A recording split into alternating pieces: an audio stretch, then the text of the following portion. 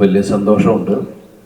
പ്രത്യേകിച്ച് രാവിലെ തന്നെ മനസ്സറിഞ്ഞ് ചിരിക്കാൻ പറ്റിയില്ല. ഞാൻ കഴിഞ്ഞ ദിവസം വിളിച്ചാണ് പറഞ്ഞത്, ഇങ്ങനെ എൻ്റെ ഒരു പടത്തിൻ്റെ പൂജയുണ്ട്, ചേച്ചിയുണ്ട്, നവ്യയുണ്ട്, പിന്നെ മറ്റുള്ള വേറെ ഒരുപാട് ആർട്ടിസ്റ്റുകളൊക്കെ ഉണ്ട്, ചേട്ടനൊന്ന് വരണം.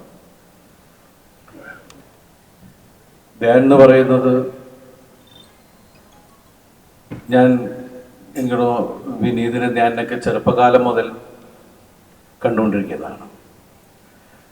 ഞാൻ ഏറ്റവും സ്നേഹിക്കുന്ന ആരാധിക്കുന്ന ശ്രീനേട്ടൻ്റെ മക്കൾ, കാരണം ഞാൻ അസിസ്റ്റന്റ് ഡയറക്ടറായിട്ട് വർക്ക് ചെയ്യുന്ന കാലം മുതൽ ശ്രീനേട്ടനായിട്ട് നല്ല ബന്ധത്തിലായിരുന്നു. എനിക്ക് ഫീൽ ചെയ്തിട്ടുള്ളത് ശ്രീനേട്ടൻ്റെ ആ നർമ്മവും presence of mind, sense of humour, അതൊക്കെ ആ ഒരുപാട് കാര്യങ്ങൾ.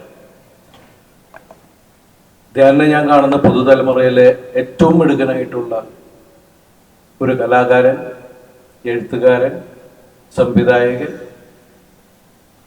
ഇനി മുന്നിലേക്ക് നിർമ്മാതാവ്, വിതരണക്കാരൻ, അങ്ങനെ ഒരുപാട് മേഖലകളിലേക്ക് ധ്യാൻ വന്നേക്കാം. ഇന്നിവിടെ ആരെയും നോക്കാതെ, മുഖം നോക്കാതെ തൻ്റെ നിലപാടിൽ ഉറച്ച് വളരെ സരസമായി സംസാരിക്കുന്ന ധ്യാനിന് എല്ലാവിധ ആശംസകളും നേരുന്നു. കാരണം എന്നെ ഏറ്റവും കൂടുതൽ ഞാൻ എല്ലാവരോടും പറയാറുണ്ട്, ധ്യാൻ ഞാൻ കണ്ടതിൽ ഏറ്റവും എടുക്കാനായിട്ടുള്ള ബുദ്ധിമാനായ നല്ല സരസ്വത. പിന്നെ ധ്യാനോട് വളരെ സൂക്ഷിച്ച് സംസാരിക്കണം. ഞാൻ ഇടയ്ക്ക് പറയാടേ, നീ ഇതൊന്നും ഇങ്ങും പോയി പറയില്ലടാ. കാരണം നമ്മൾ ഉള്ളു തുറന്ന് സംസാരിക്കാൻ പറ്റുന്ന ഒരാളാണ്. പക്ഷെ എന്ത് പറയുമ്പോഴും അതിൽ നർമ്മമുണ്ടെങ്കിൽ അത് വേറെ ആൾക്കാർ അറിഞ്ഞിരിക്കും അല്ലേ. എന്തായാലും വലിയ സന്തോഷമുണ്ട് ഇന്ന് ഈ വേദിയിൽ നിൽക്കാൻ സാധിച്ചത്, ഈ ഫംഗ്ഷനിൽ പങ്കെടുക്കാൻ സാധിച്ചത്. അതുപോലെ എനിക്ക് ഏറ്റവും പ്രിയപ്പെട്ട നായികയാണ് ഉർവശി.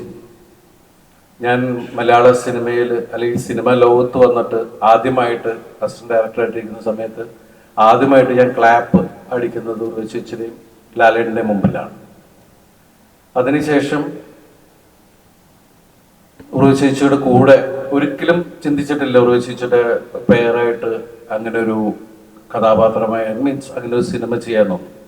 കേശു ഈ വീടിൻ്റെ നാടൻ എന്ന സിനിമയിൽ ഉർവശിയുടെ ഭർത്താവായിട്ട് അഭിനയിക്കാനൊക്കെ സാധിച്ചു. കാരണം ഞങ്ങളുടെ ഒരു വണ്ടർഫുൾ ആക്ട്രസ് എന്ന് പറയുന്നത് എടുത്തു പറയുന്ന ഒരാൾ തന്നെയാണ് ഉർവശി. ചേച്ചി ഇവിടെ നിന്ന് വന്നിട്ടില്ല. അതുപോലെ എനിക്ക് പ്രിയപ്പെട്ട ഒരു നായികയാണ് നവ്യ. ഞങ്ങൾ ഒരുമിച്ച് ഒരുപാട് സിനിമകൾ ചെയ്തിട്ടുണ്ട്. സിനിമകളെല്ലാം വലിയ വിജയങ്ങളായിട്ടുള്ള സിനിമകൾ തന്നെയാണ്. 100-150 ദിവസം കൂടിയ സിനിമകളായിരുന്നു. അപ്പം അവരൊക്കെ ഒരുമിക്കുന്ന ഈ സിനിമ വലിയൊരു വിജയമാവട്ടെ. ഇതിൻ്റെ നിർമ്മാതാവ് ഗഫൂർ മലയാള സിനിമയിലെ ഏറ്റവും വലിയൊരു നിർമ്മാതാവായി മാറട്ടെ എന്ന് ആശംസിക്കുന്നു. അതുപോലെ ഇതിൻ്റെ സംവിധായകൻ്റെ പേര് രാഹുൽ മുരളീധരൻ അല്ലേ, അദ്ദേഹത്തിനും എല്ലാവിധ ആശംസകൾ നേരുന്നു. നീതു പുതിയ സിനിമകൾ ഉണ്ടാവട്ടെ, നന്നായിട്ട് എഴുതാൻ സാധിക്കട്ടെ. എല്ലാവർക്കും, ഇവിടെ വന്നിരിക്കുന്ന എല്ലാവർക്കും എല്ലാ ഈശ്വരനും നന്മകളും നേരുന്നു.